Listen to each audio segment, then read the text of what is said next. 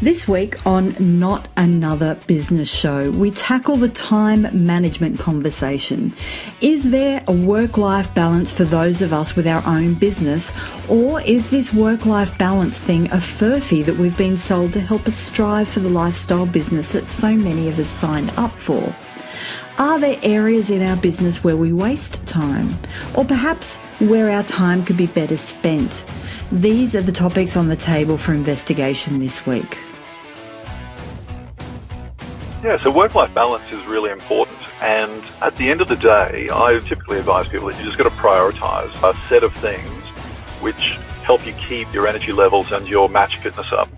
You're listening to Not Another Business Show, inspiring entrepreneurs to think smart, not small. Brought to you by Daunted to Done, your virtual project manager. To implement and execute your business ideas, you need Daunted to Done.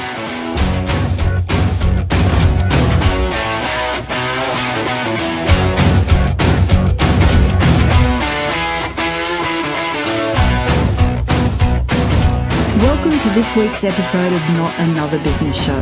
The first expert up to bat this week was Matt Dunstan from Rising Tide Ventures, talking about prioritising things in your life so you have the energy to do what needs to be done in and for your business. The whole concept of time is a pretty contentious one. The only thing that all of our experts agreed on this week's show is that time is one of our non-renewable resources. Once we spend it, we don't get it back. Doctor Who refers to it as a wibbly-wobbly thing, and it has always struck me as an interesting phenomenon that when I'm working on something I love, it's as though time is literally flying by. But for something less engaging, I would swear the minute hand is taking an hour to tick by. So let's start with the whole question of striking a work-life balance. I chatted to our expert on time management, Kate Christie, who made it clear that in her opinion, there's no such thing. Every time I think about work-life balance, I have this visual image of a seesaw and someone standing in the middle, desperately trying to maintain perfect balance. And that's not what life's about. I think that as professional working people and business owners, we have so many different elements and factors and components in our lives that it is impossible to balance everything. So I prefer to think about this in the terms of work-life integration and making sure that we integrate the many aspects of our lives in a way that works for us as an individual. I wanted to explore this idea of work-life integration a little further. I mean, I know personally there have been times running my own business when I've found myself almost running in circles trying to stay on top of the workload, then looking back at the end of the day or the end of the week and wondering what I really had to show for all of my burning rubber. I've taken very few breaks and seemed to be at my computer for hours on end with absolutely no idea where my time has gone. I chatted further to Kate about this and was almost relieved to find out that it's one of the most common conditions she finds in entrepreneurs. We know that we're enormously busy, we're working very, very hard, and we are working long hours, but if we don't know in detail what we're actually spending our time on, then we cannot know what we need to get rid of as time wasters, and we can't know what we need to do more of in terms of things that are enhancing our business.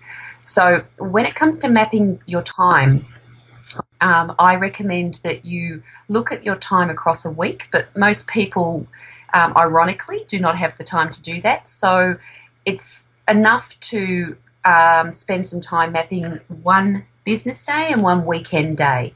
And what you need to do is sit down with a really detailed spreadsheet and map your time in 5 to 10 minute units so that you get a very, very good sense of what you're doing during the day. Well, that makes sense. Although I must say the concept of mapping my time down to 5 to 10 minute increments kind of made my stomach turn a little. But with a view to science and in the interest of taking one for the team, I recently did this to find out exactly what I am doing, when and for how long. The actual process seemed a little clunky at the time, mapping everything out, but I stayed the course and got a clear indication of what a typical working day looked like. But now what? Once you've mapped your time, then you need to categorise your time into 4 distinct categories. The categories we use are your musts, your wants, your delegates, and your rejects. Now, your musts are the things that you have to do each day. So you have to get up, you have to go to work, or you have to drop your kids at school, whatever those might be. Your wants are the things that you really want to do for yourself or for your family. Things like going for a jog, maybe going to yoga class, maybe taking time out of your day to go watch your children play sport. Your delegates are separated into 2 different categories, insourcing and outsourcing. So insourcing is where you identify everything that you're doing around your home that the people that you live with can be doing for themselves. And outsourcing is anything that you don't want to do around the house that you're happy to pay someone to do, such as cleaning, perhaps doing the garden, maintenance issues and so forth. And then the final category is rejects, and that's the stuff that either you can start doing a whole lot smarter or that you don't need to do at all just because it's a stupid use of your time. Once you then eliminate these things from your day, you then open up and find hours and hours of lost time. That's really interesting, and it's exactly what I noticed when I went through the process myself. It made me wonder whether as entrepreneurs we share common areas where we're wasting our time. I checked in with Kate, and the answer, I have to admit, surprised me, as she explained that a lot of what we don't want to let go of is leftover psychological stuff. The concept of getting a cleaner to do the housework, for example. People may have been brought up to feel that they are completely responsible for cleaning their own home, and regardless of how successful that they are, they should not pay for a cleaner. There are other people who have a perception or a view that a cleaner is incredibly expensive, and they don't actually understand how cheap it can be to get a cleaner. So it's not just looking at the time and saying, okay, get rid of these things. It's actually sometimes a discussion around someone's background or their upbringing so that they understand that there's different ways and better ways that they can use their time. I was keen to find out just how much time Kate sees people getting back by following the Time Stylers process. Anyone can get a minimum of 30 hours a month back. I've worked with many, many clients and have never been in a situation where we've found them less than 30 hours. The thing is that time spent in your business, for example, is generally time well used, generally speaking. But where we find the 30 hours of time is on the home front. On the home front, you are not using your time well. And I see this time and time again, and it's commonplace with the most successful of people that they perhaps let their guard down, or they perhaps have so much motivation on the work front that when it comes to the home front, they just stick to old habits. And it's really around finding those 30 hours of lost time at home. We find it again and again, time and again, and most often, people will look and say, and they will raise the eyebrows, or they'll say, oh, really, you're not going to find me 30 hours. I know your clients are busy, but I'm really, really busy. I'm super busy. You're not going to find me anytime. And I love those clients because they're the ones who are just so grateful and so thrilled when we turn around and we have found them chunks and chunks of time. But like anything, Tracy, you've got to put the time in to find the time. So you actually have to follow the process. There's work to be done in the 5-step process to allow you to get your time back. It's no silver bullet here. I'm not going to click my fingers and give you 30 hours, but if you commit and you follow the process and you do the exercises, you will get 30 hours of time back. Finding that kind of time back in someone's life must feel almost life-changing or life-saving. I think that for some people, there's certainly a paradigm shift which comes around particularly when they start mapping out their time. I think for other people that they come to me well aware that they're not using their time well, but they just don't know where to start in making the changes they need to make to get hours of time back. Once we've worked through the process and they start to see where their time wasters are, they start to understand what their values are around where they want to be spending their time and how they want to then grow their business or spend time with their family or spend time on themselves. That then becomes a real aha moment. The other thing is there's a number of strategies that we use when we're talking to people about this stuff, and one of them is we go through a bit of an opportunity cost scenario where people look at the way they're spending their time at home through a different lens, and that's the opportunity cost lens. And that very much results in aha moments for many, many clients. Kate talks about following the process to gain your time back. We know one of them is time mapping, but I was keen to find out what the other steps are. So the process for getting back 30 hours of lost time a month is governed by the SMART process, and it's an acronym. So S is for self-aware, where we work with you to make sure that you understand what your values are, what your drivers are, so that you have a good sense of where you want to be spending your time and a good sense of any areas that you're spending your time on that run contrary to your values, and obviously that will then lead to stress and guilt and unhappiness.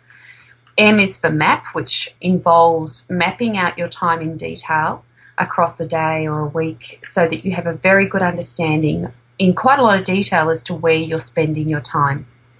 A is for analyse, and that's where you look at your time spent through 4 different categories: your musts, your wants, your delegates, and your rejects. And you segment each of your time spends into one of those categories.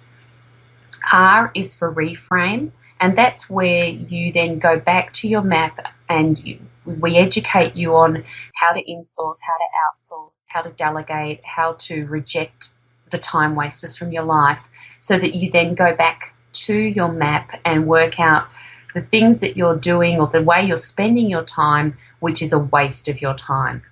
And then T is take control. And that's where we work with you to put in place an action plan and see you through that action plan, because up until that point in time, the process is obviously a process of theory. The content is there, the education is there, but unless you actually take control and put in place an action plan and follow it, you obviously won't see the results. So we take you right through to that end point so that you do not only identify your lost hours, but you harness them and use them. I chatted to Kate a little more about winning time back at home, but I wanted to turn our attention back to business. I'm a big fan of a to-do list. For me, there's some kind of internal high-five moment I give myself when I get to cross an action off my list. But Kate goes one step further and says we should be putting a time to the task on our list. Now, I was intrigued to find out why. The main reason for putting a realistic time allocation against a task is so that you're not setting yourself up for failure to begin with. If you've got a to-do list which has the 5 items on it that you feel are key for getting done that day, and yet each of those items realistically is going to take you 3 to 4 hours, then you're not going to get through your to-do list. So you set yourself up for failure. The idea of allocating time to something is also so that you're managing your time well. You're measuring how long a particular task is taking you, and are you able to get faster or better at doing that? In terms of the allocation of the priority, I think it's horses for courses. I would always encourage you to cross off things on your to-do list because it just looks terrific with big crosses through it. The other thing I would do with the to-do list, and by allocating time, this works very well, is have brackets of time within the day where you do check your emails or you do check Facebook or whatever it is you want to do. So rather than popping in and out of your emails every 10 minutes and having them drive you, you allocate perhaps 5 to 10 minutes every 2 or 3 hours to check your emails so that you are actually getting business strategy and growth and planning into play, and you're not being driven by the day-to-day minutiae. Well, that was all very enlightening. And wherever I can find ways to streamline things in my business, well, I'm all for that. I wanted to turn now to the other areas of our business that we potentially use as a time waster. I called back on Matt Dunstan from Rising Tide Ventures and was surprised to hear him say that a lot of small business owners are using admin or marketing style tasks in their business as a way to avoid taking necessary growth steps. Now, while initially we may not think of this as a time issue, what it is effectively doing is allowing us to procrastinate to avoid doing the things that we aren't comfortable with.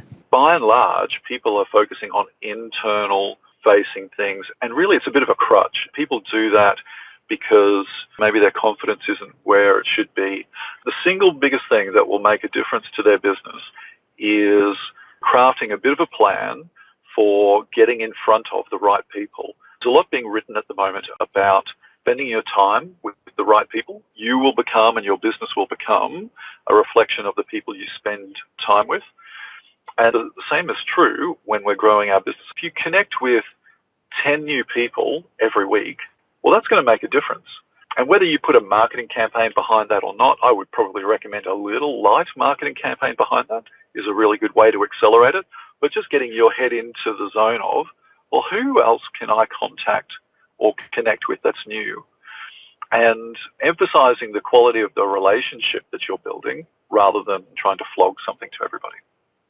I don't know about you, but I found that a little close to home. I know when I was starting my first business, for some reason I was really quite anxious about putting myself out there, so I would find a lot of reasons to update my website or work on a marketing campaign, when I knew deep down the best use of my time was, to use a political term, get out there on the huskings. You know, shaking hands and kissing babies. So procrastination and internal-facing work can be forms of time wasting in your business.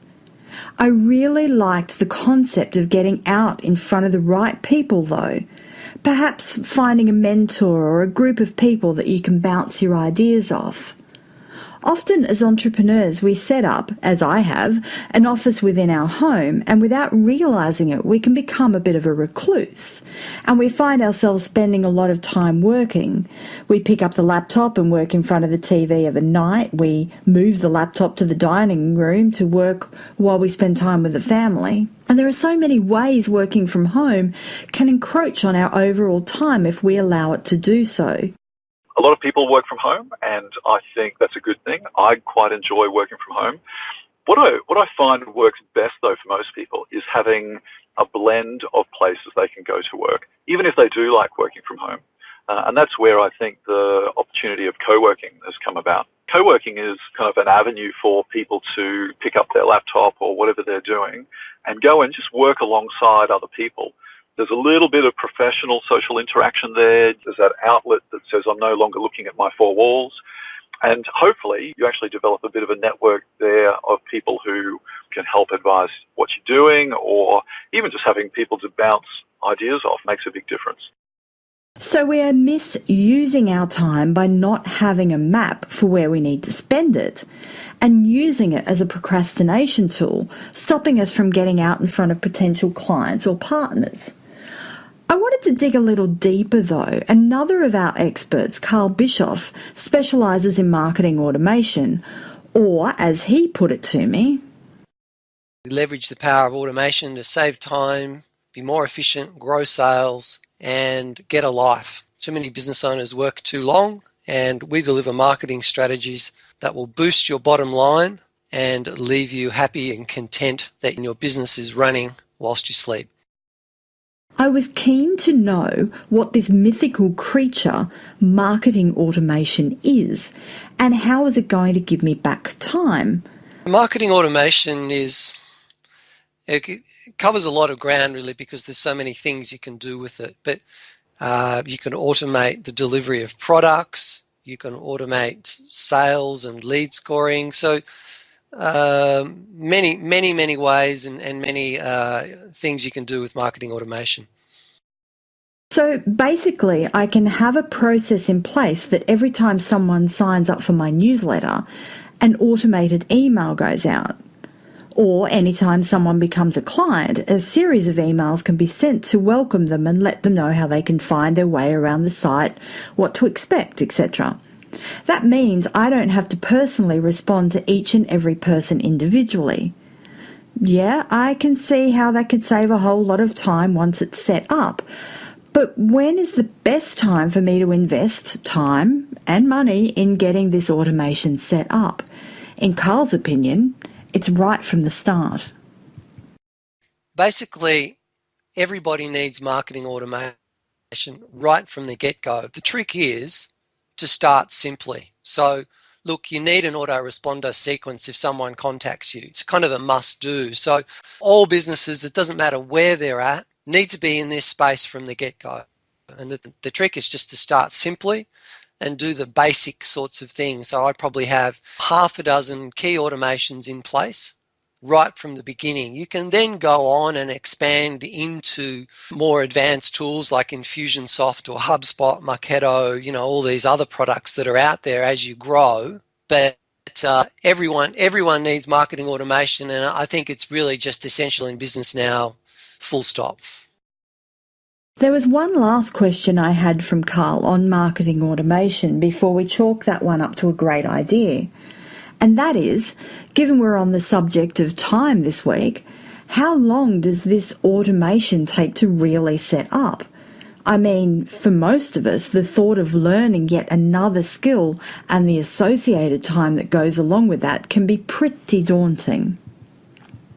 You can get up to speed a lot quicker than you think. And the trick is just be simple. Just do the basics. Make sure you've got one autoresponder when someone signs up, the cart abandonment or sequence. Make sure you've got 2 follow-up emails.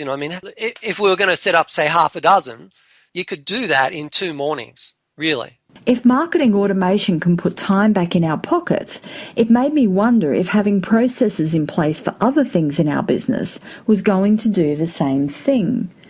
It was time to check in with our systems and processes expert, Bronwyn Reid from Mining for Business. If you've got the business systems working, you won't be spending all your time controlling the out of controlness, and you'll be able to get on and do that development work, the interesting work that you like to do as a business owner.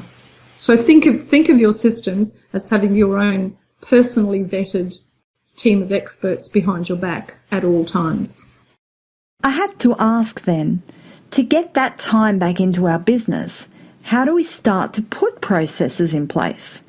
I mean, where do you even start? Yes, this is always a bit of the eating the elephant one bit at a time, getting businesses systemised. The best place to start is to think about your entire business. First of all, in areas. Do we have a marketing department? Do we have an administration and finance? Do we have operations? Whatever it is. Get that part in your head first.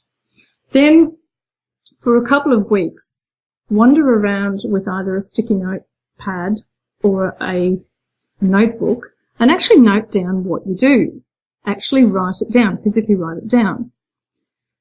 Over time, what you'll be able to do is to note down the different processes that you have in your business. I use as an excellent example the process of creating an invoice in the finance and administration system. That's a process. That process then gets broken down into tasks. So the tasks would be import the time data from the time data system or whatever. And then each of those tasks is documented.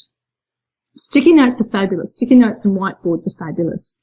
And getting the whole team involved, writing notes on sticky notes, and bit by bit, it won't be done immediately, and it doesn't have to be done immediately. But breaking everything down to the process, and then the task, and then documenting the task. Checklists are also fabulous to start with. Just take a wander around your business with a notebook and note down everything that could be reduced to a checklist. For instance, a new client query comes in? Do you just create a checklist that the person taking the query must tick off? Does their name have to be entered in the CRM? Does a client file have to be opened?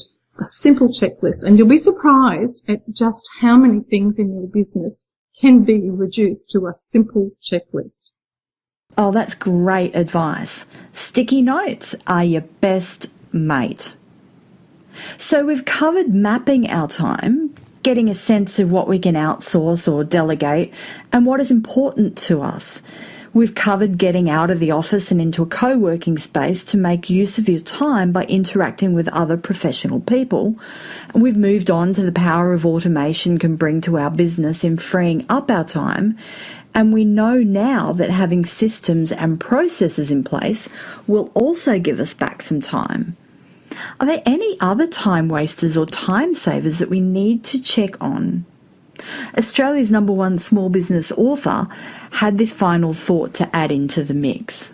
I've got to think better. I've got to think cleaner. I've got to think bigger. I've got to think differently. And if you're just kind of looking at the same stuff all the time and you're not challenging your brain, you know, if you're mixing with the wrong kind of people, if you're reading the wrong kind of stuff, if all you're doing is watching YouTube clips about people getting killed, you know, or you know, just dumb stuff, then you know, you don't grow, you don't develop yourself or your business. So I'm not trying to be sanctimonious there in any shape or form. I'm just trying to say that I think that, you know, you need to be growing as a person and developing skills and intellect and all that kind of stuff as your business is growing. And interestingly enough, the more both grow, the more successful you'll be. Ah, good places to put your time. I have a little ritual each morning which sees me spending the first hour of every day with my morning latte, scrolling through the various sites related to my industry. So I spend time at entrepreneur.com, Inc., Flying Solo, looking at what's being posted on LinkedIn Pulse, and I check out Springwise.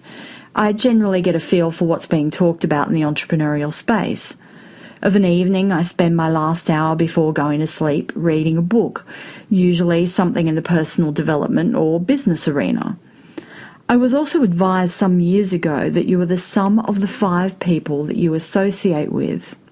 Since learning that, I've become far more selective with whom I choose to associate with.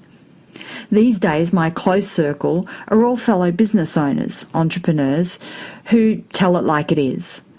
I also belong to weekly and monthly accountability groups for which I have to be prepared to do what I say I'm going to do or be held to account.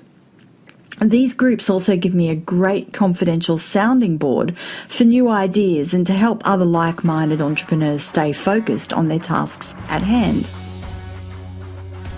Well, that brings us to the end of another episode. I hope you took away a few pearls of wisdom from our experts and found the show a good use of your valuable time. Don't forget to download this week's checklist, the 5 keys to using time in your business. A big thanks to this week's experts, Kate Christie from Time Stylers, Matt Dunstan from Rising Tide Ventures, Carl Bischoff from Business Fluid, Bronwyn Reid from Mining for Business, and Australia's #1 small business author and all-round Mr. Nice Guy, Andrew Griffith. Most especially though, thank you, the listener. You can find out more about our experts by visiting them on our Meet the Experts page on the Daunted to Done website. Until next week, make good use of your time, and remember, just because you're in small business doesn't mean you can't have a smart business.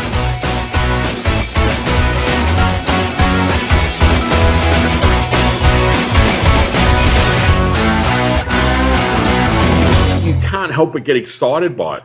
One of the greatest things I saw on Springwise, I just got to share this with you and the listeners, was an example in a Mexican park. And I had this real problem in this park that people are taking their dogs for a walk and they're pooping all over the place. And it's made the park quite hazardous because no one was picking it up. And they got a lot of Great Danes in Mexico. They're not just Chihuahuas, I might add. The other problem, though, was people going, well, there's no Wi-Fi in this particular area. So people love to go to parks in Mexico and hang out. Well, they can't because of the poop, and there's no Wi-Fi. So some guy came up with this wonderful idea about a device which provided free Wi-Fi, but only if poop was put into it. So they converted the amount of dog poop into amount of time for Wi-Fi in various parts of this park. Now that sounds ridiculous. Go online, check it out. It's real. Now that's solving two problems. Now the problem is there isn't enough poop in the park.